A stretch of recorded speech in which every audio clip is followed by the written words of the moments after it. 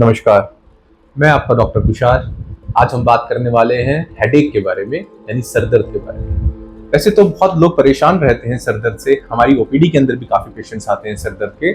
अमूमन जो हेडेक होता है ये दो प्रकार का होता है, प्राइमरी एंड सेकेंडरी हेडेक। जो प्राइमरी हेडेक होता है ये आमतौर पर पाए जाने वाला हेडेक है।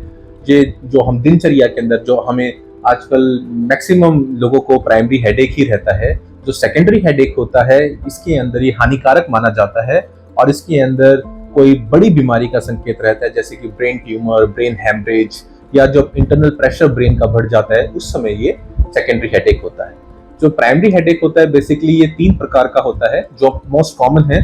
One is migraine, second is stress type of headache and third is cluster type of headache. जो हमारा माइग्रेन होता है, माइग्रेन हमारे जो फीमेल्स होती हैं from the age of 20 to 50, 20 से 50 साल की औरतों के लिए माइग्रेन ज्यादा पाया जाता है ड्यू टू हार्मोनल इम्बैलेंस और स्ट्रेस की वजह से भी हमारा माइग्रेन पाया जाता है। जो माइग्रेन होता है वो आधे सर को इफेक्ट करता है, half part of the brain और half part of the head you can say. और साथ के अंदर ये जो हमारे हेडेक्स होते हैं, इस हेडेक के अंदर हमारे पीरियडिकली दर्द होता है, यानी कुछ दिन आप ठीक रहेंगे फिर दर्द हो जाएगा। थ्रोबिक टाइप ऑफ पेन होता है, जैसे कि सर पे कोई हथौड़े बजा रहा हो। माइग्रेन को हम और जानते हैं कि माइग्रेन होता कैसे है। तो माइग्रेन हम जो होता है इसकी कोई ऐसा कोई थ्योरी नहीं है, ये तो सिर्फ स्ट्रेस की वजह से हो जाता है या फिर जब हमारी ब्लड वेसल्स एक्सपेंड करती हैं ब्रेन की, उस समय भी हमारा हेडेक हो सकता है, माइग्रेन का रूप दिया जाता है। जो माइग्रेन है ये डायग्नोसिस ऑफ एक्सक्लूजन है।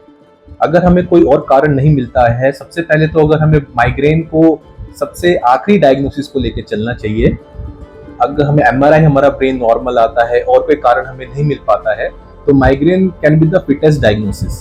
तो आगे हम अगर बात करें इस चीज के अंदर माइग्रेन कैसे होता है, माइग्रेन स्ट्रेस की वजह से होता है, हार्मोनल इम्बैलेंस की वजह से होता है, समय पर भोजन ना करें, नींद पूरी ना हो, स्ट्रेस ज्यादा रहे, उन सब चीजों के अंदर माइग्रेन ज्यादा होता है। बाकी हम होम रेमेडीज में क्या कर सकते हैं? होम रेमेडीज के लिए हमें कैफीन की मात्रा कम लेनी चाहिए, हमें जंक फूड अवॉइड करना चाहिए, हमें प्रॉपर नींद लेनी चाहिए, हमें ज्यादा अंतराल तक भूखा नहीं रहना चाहिए। ये कुछ कारण है जो कि माइग्रेन से हम अपने आप को बचा सकते हैं।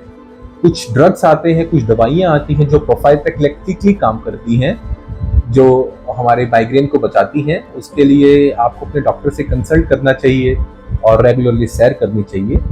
बाकी माइग्रेन एक ऐसी बीमारी है जिसको हम अपने व्यायाम से, अपनी मस्तिष्क को शांत रखकर और एक्सरसाइज से, खान पान का ध्यान रखते हुए हम इसको हरा सकते हैं। धन्यवाद।